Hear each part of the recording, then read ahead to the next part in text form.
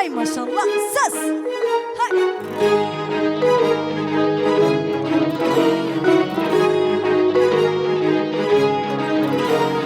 Pis adetli qəlbləri sındırmaq, boş söz atıb könülü bulandırmaq.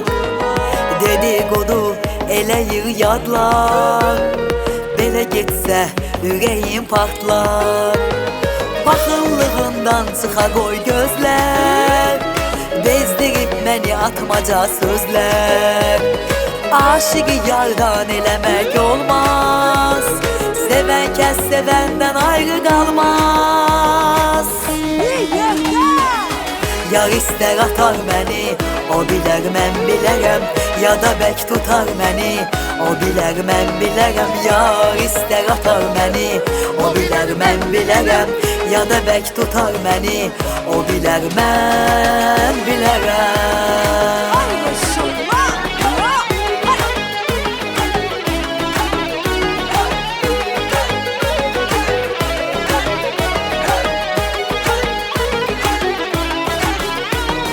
Söhbət axır o yerə çatdı, dəydi aramız o məni atdı.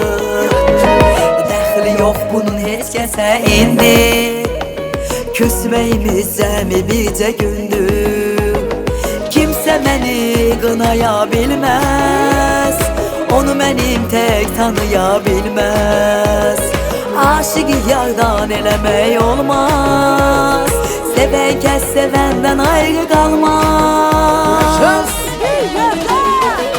Yar istər atar məni, o bilər mən bilərəm, ya da bək tutar məni, o bilər mən bilərəm. Yar istər atar məni, o bilər mən bilərəm, ya da bək tutar məni, o bilər mən bilərəm. Yar istər atar məni, o bilər mən bilərəm, ya da bək tutar məni, o bilər mən bilərəm.